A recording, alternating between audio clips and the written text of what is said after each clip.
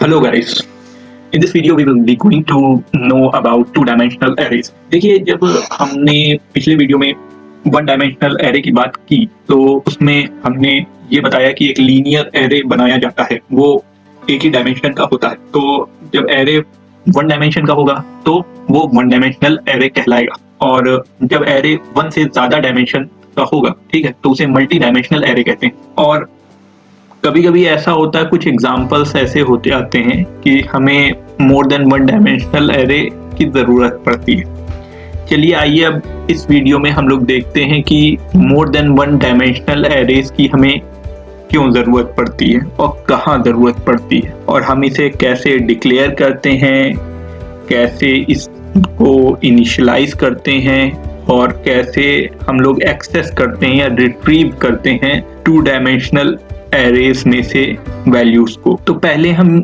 ये देखते हैं कि वन डायमेंशनल एरे जो था उसका एक छोटा सा रिवीजन देख लेते हैं पहले। तो वन डायमेंशनल एरे जो था वो एक लीनियर फॉर्म में था। लीनियर फॉर्म मतलब एक लाइन में, और उसमें क्या होता था, इंडेक्स होते थे जो 0 से शुरू होता था और साइज -1 पे एंड होता था, और उसमें वैल्यूज या एलिमेंट्स जो हम लोग डालते थे वो चले जाते थे।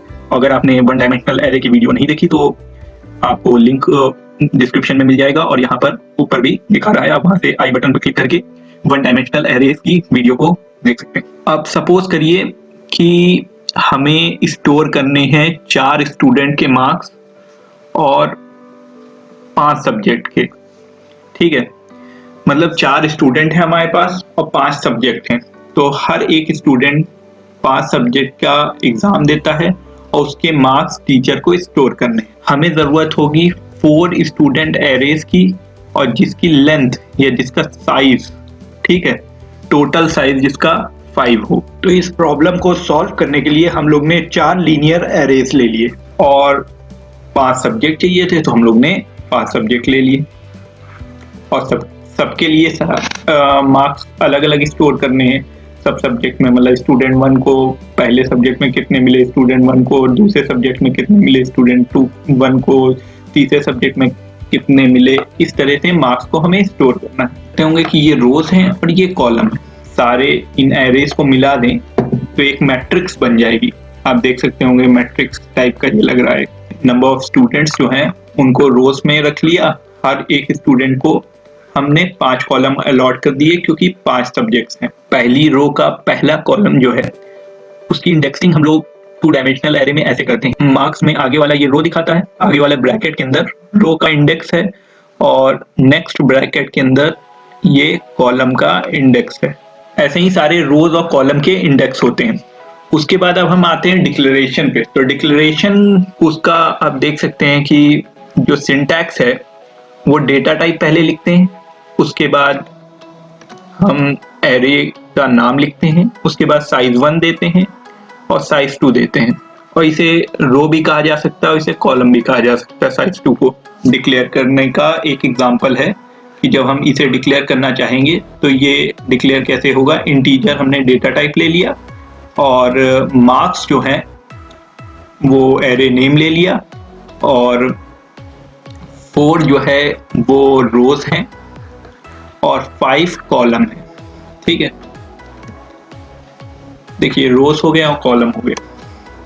अब देखिए इनिशियलाइजेशन कैसे होता है। इनिशियलाइजेशन इस तरह से किया जाता है कि जब हम डिक्लेयर करते हैं तो यहाँ सेमीकोलन यहाँ लगा देते हैं, और जैसे कि एरे को इनिशियलाइज किया जाता था वन डायमेंशनल एरे को, वैसे ही इसको भी इनिशियलाइज किया जाएगा।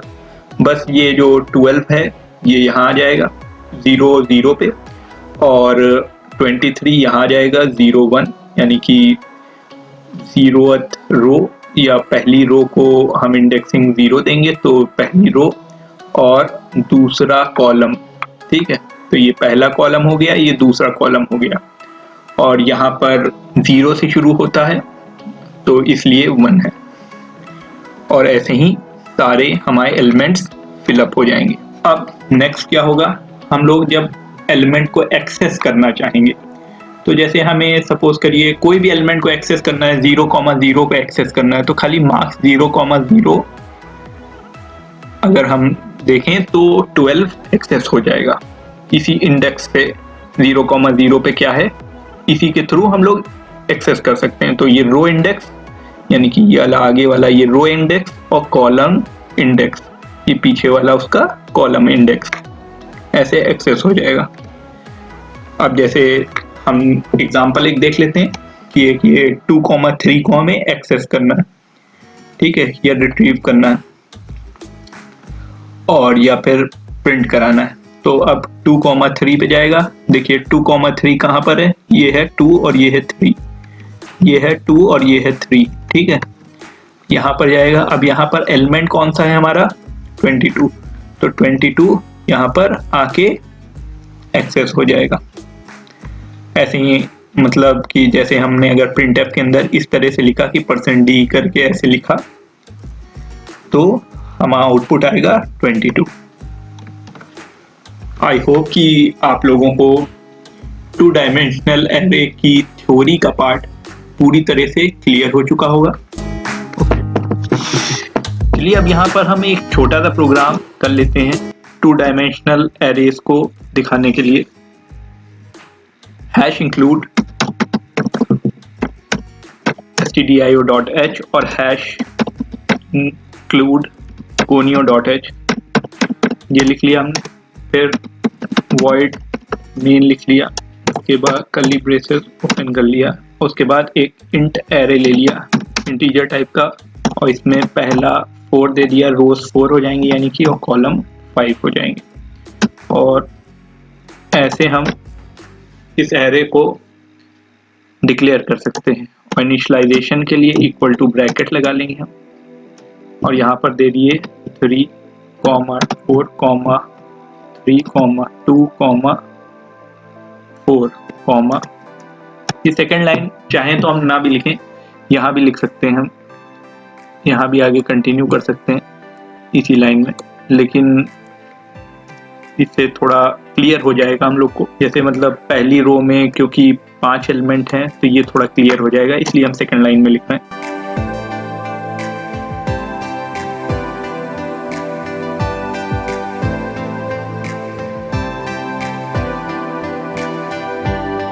और ये हमने एरे को यहाँ पर इनिशियलाइज करा लिया डिक्लेयर करके। ओके, यहाँ पर एक सेमीकोलन दे दिया, उसके बाद CR से स्क्रीन क्लियर कर ली।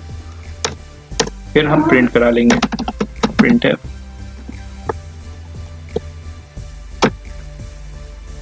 %d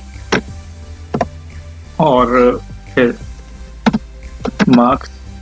सपोज करिए हमें पहली रो का पहला एलिमेंट एक्सेस करना है तो ये मार्क्स ऐसे होगा, क्योंकि इंडेक्स जो है वो 0 से शुरू होगा तो ये पहली रो जो है वो 0 होगी और पहला कॉलम जो होगा यहाँ पर मार्क्स है, या फिर ऐसा कह लीजिए पहला स्टूडेंट का फर्स्ट सब्जेक्ट में कितने मार्क्स मिले हैं वो हमें देखना है। तो ऐसे हम रिट्रीव कराएंगे, गेट ch कर लिया एंड देन ब्रैकेट क्लोज कर लिया। देखिए एरर नहीं आई और अब रन करके देखते हैं तो यहाँ देखिए आप देख सकते हैं कि 3 आया है आउटपुट पे और यहाँ भी पहली रो के पहले कॉलम में 3 है। अब जैसे सपोज करिए हम यहाँ पर ये सोचते हैं कि ये चेंज करके देखते हैं ये कौन सा एलिमेंट है, तीसरी रो का तीसरा एलिमेंट, तीसरी रो का तीसरा एलिमेंट यानी कि 2 का 2। यहाँ 1 माइनस रहेगा क्योंकि 0 से शुरू हो रही है इंडेक्स, तो ये 0 रो है और ये 1 रो है और ये सेकंड रो है, ठीक है। और ये 0 कॉलम है 7th और ये फर्स्ट कॉलम है और ये सेकंड कॉलम है, ऐसे कर गया, ठीक है। तो अब देखते हैं कंपाइल एंड रन करके, कंपाइल किया हमने और रन किया तो 9 आ रहा जैसा कि यहाँ पर है। आई होप कि आप लोगों को टू डायमेंशनल एरे बहुत क्लियर हुआ होगा। और अगर अभी तक आपने हमारा ये चैनल सब्सक्राइब नहीं किया तो हमारे चैनल को सब्सक्राइब करें और बेल आइकन को क्लिक करें। Thank you.